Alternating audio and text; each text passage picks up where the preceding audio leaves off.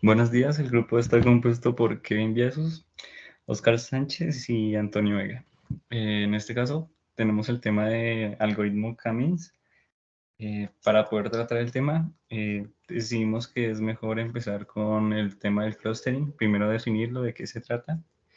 Básicamente tiene cuatro características fundamentales que componen el tema. El primero es el tema de que es una herramienta ampliamente utilizada para el Machine Learning. ¿Por qué?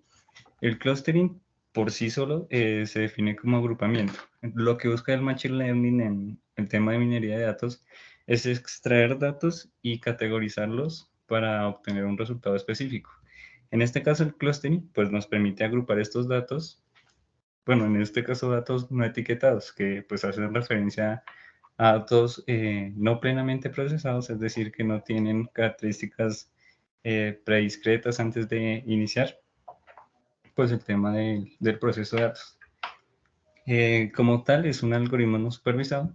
No supervisado tiene que ver con el tema de, pues, de que trabaja con los datos no etiquetados. Y pues está el tema de la segmentación de los datos, que es básicamente pues, el tema del agrupamiento. Bien, ya teniendo esto en cuenta, pues vamos a empezar con el tema del algoritmo Cummings, que es pues el tema principal de la exposición. Para entender la profundidad, decidimos separarlo en tres partes fundamentales. La primera es K, la segunda es el clúster y tercero centroides. ¿Para qué?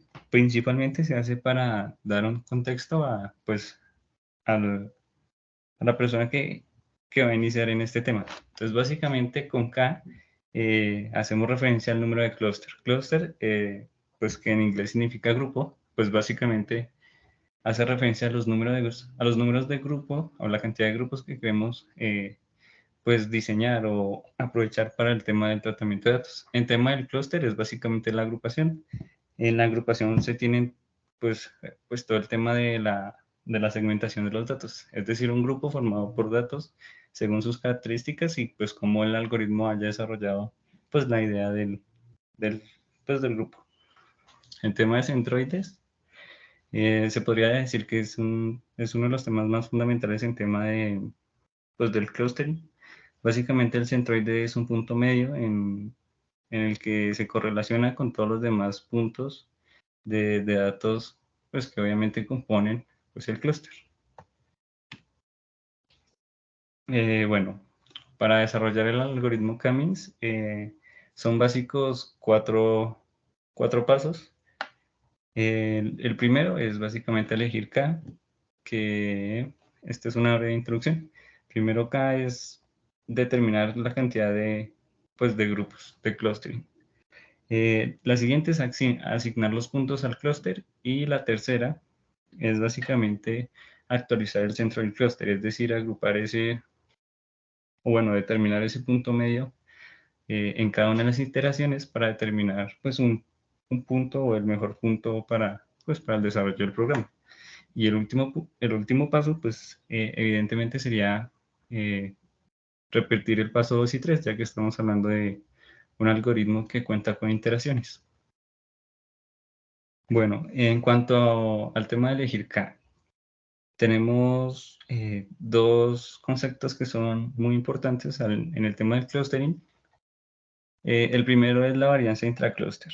La varianza intraclúster hace referencia a la lejanía o la cercanía, en este caso, de los puntos de los datos en cuanto al centroide. Es decir, el intracluster básicamente se refiere a la distancia que hay desde el punto medio a cada uno de los puntos que hay dentro del grupo.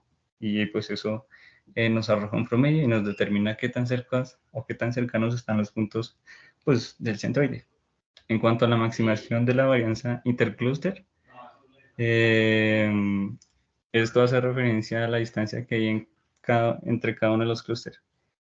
Entonces, ¿qué tan lejos están los puntos de datos de cada uno de los agrupamientos? Entonces, en el primer agrupamiento podríamos tener pues un ejemplo de que, digamos, un grupo de números y en otro grupo tenemos pues el grupo de letras. Entonces, ¿qué tan distanciados están cada uno de los puntos de los datos pues de cada grupo? En cuanto a la elección de K, se puede determinar mediante toma de datos aleatorios o se puede realizar por métodos. En cuanto a métodos, tenemos el método del codo y el análisis de silueta. El método del codo básicamente se centra en la varianza intraclúster, lo que quiere decir que se fija demasiado en el tema de la cantidad de K y deja muy aparte el tema de los intercluster. Esto pues termina siendo muy retrógrado a lo que pues, estamos buscando en la actualidad, así que se desarrolló el análisis de silueta que toma en cuenta pues, los dos conceptos ya explicados anteriormente, que sería intracluster y intercluster. En cuanto a la asignación de los datos al clúster, básicamente tenemos dos temas principales importantes. El primero es la estandarización de los datos. La mayoría de datos que vamos a trabajar para el clustering pues son numéricos. En caso de que no sean numéricos, se realiza ese proceso pues para convertirlos pues a números, se le asigna un número según la información pues que contenga ese grupo de datos. Y el tema de las distancias. Cuando hacemos referencia a las distancias, es un tema principal dentro del agrupamiento, ya que cada uno de los datos pues, nos va a elegir un valor. Ese valor lo vamos a comparar con el centroide y en esa comparación pues, se va a obtener una distancia.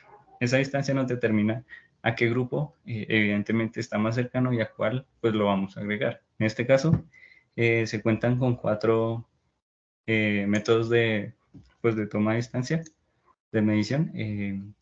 El primero es la euclidiana, la Manhattan, la distancia de correlación de Pearson y correlación de Pearson.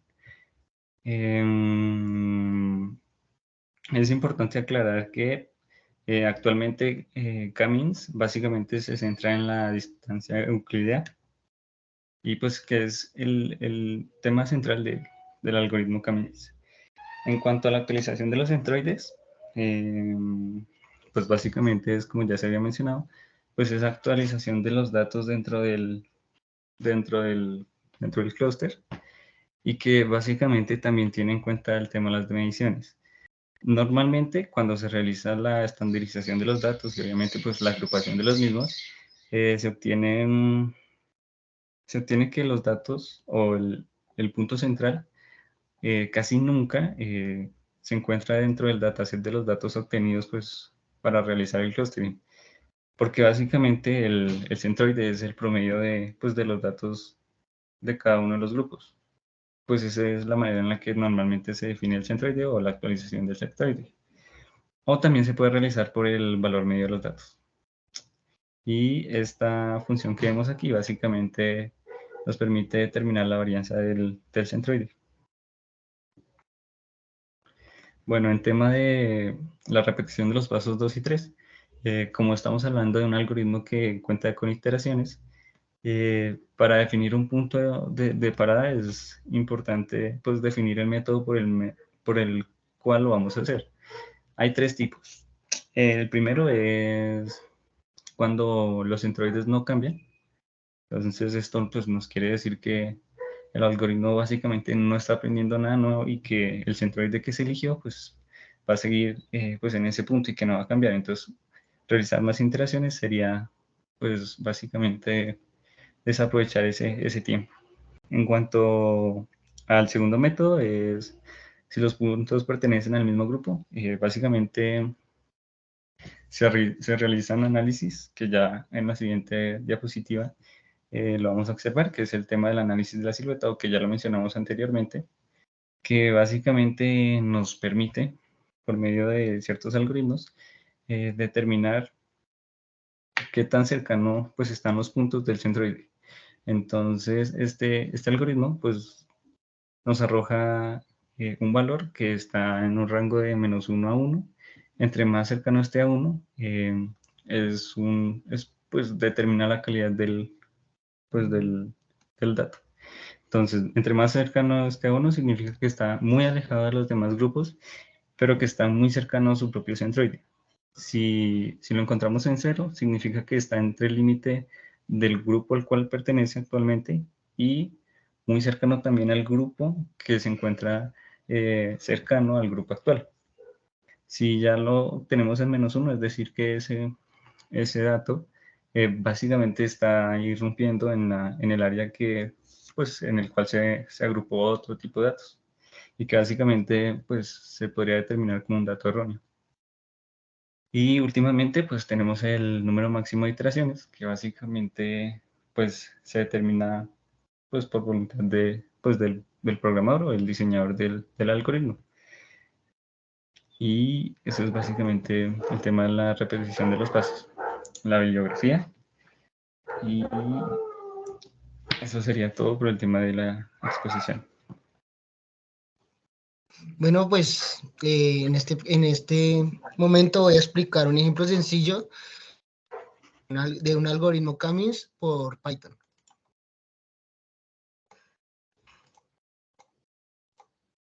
Por favor, revisan si ven la pantalla. Sí, se está viendo. Ok. Bueno, entonces se desarrolló por medio del editor de texto Visual Code. Y pues lo primero que se realiza, o bueno, con lo primero que quiero iniciar es que Cummings o K-medias es un algoritmo, como lo mencionó mi compañero, muy utilizado en las tareas de aprendizaje no supervisadas, en las técnicas de clúster. Bueno, este algoritmo en sí busca por una inicialización arbitraria de algunos centroides, predefinir unos grupos o segmentar estos grupos, ¿sí? Entonces, esto se hace por un proceso iterativo. Más que todo esto es para esta pequeña intro de lo que va a ser el código básicamente.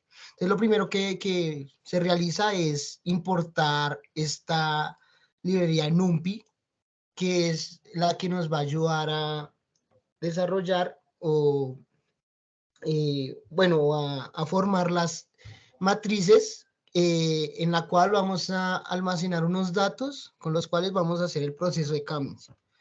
Lo segundo que vamos a hacer acá es, en esta parte, vamos a llenar la matriz con una semilla random.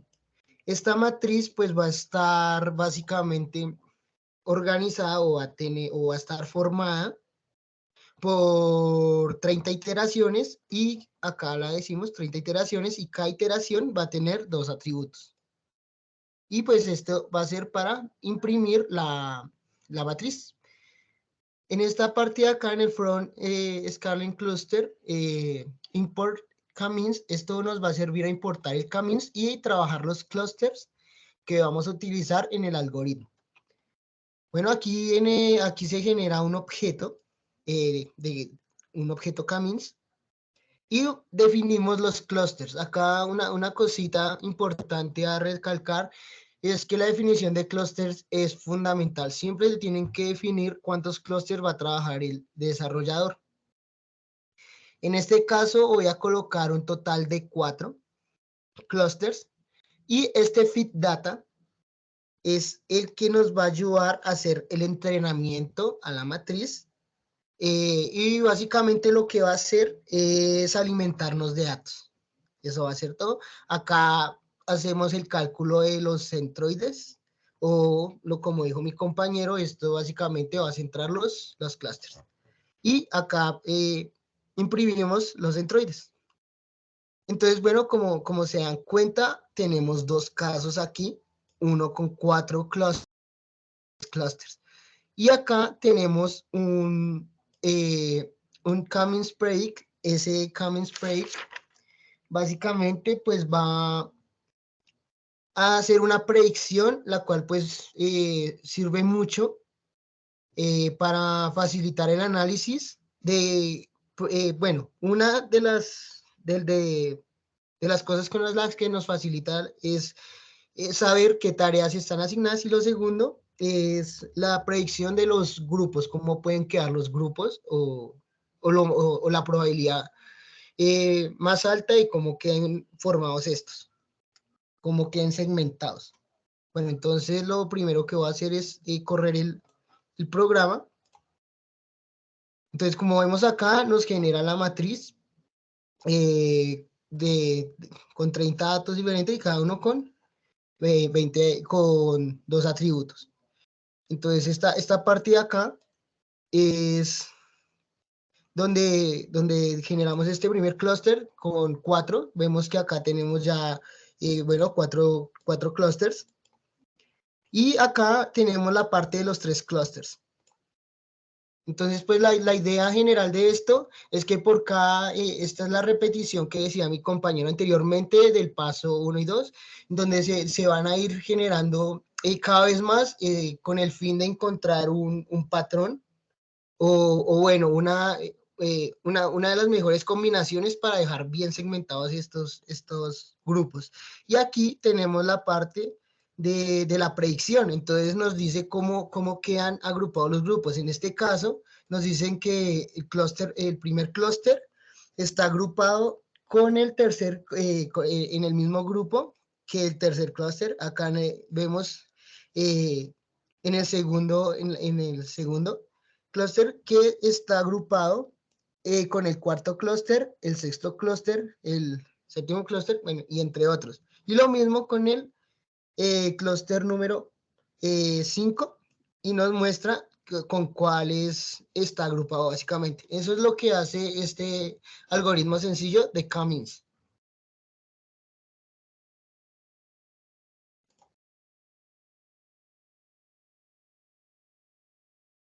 Bueno, buenas tardes. Para finalizar ya esta parte de lo que sería la exposición de este modelo, voy a presentar otro ejemplo, otro pequeño ejemplo sencillo, pero esta vez con un poco de, con respecto para que se pueda ver visualmente, valga la redundancia, el ejemplo de estos centroides, ¿no? Entonces voy a proceder a compartir la pantalla. ¿Me confirman cuando la puedan ver, por favor?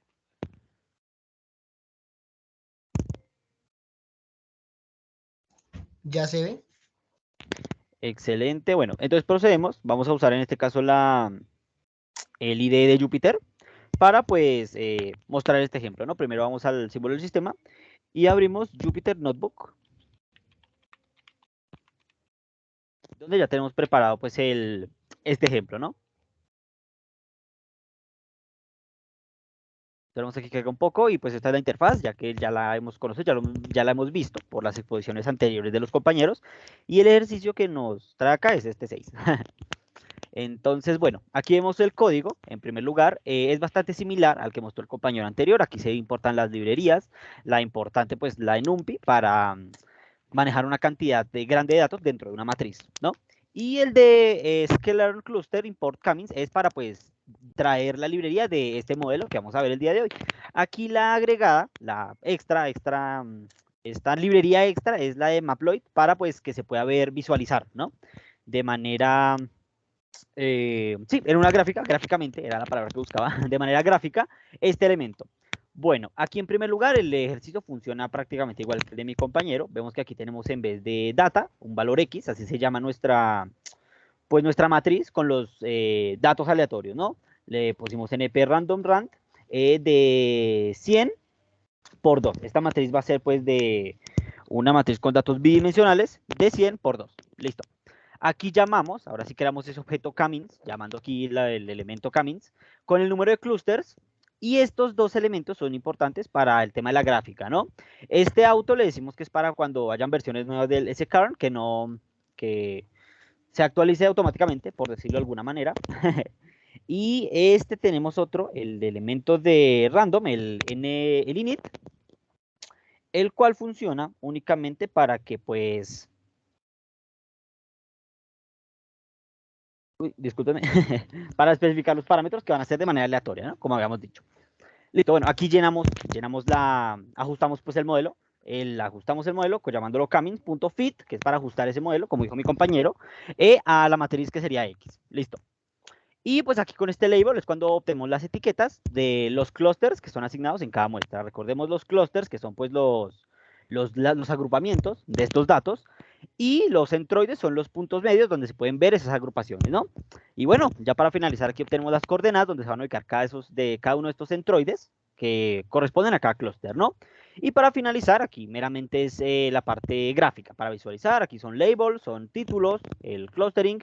Este es para visualizar las coordenadas de estos centroides, le decimos que la marca va a ser una X y va a ser de color rojo.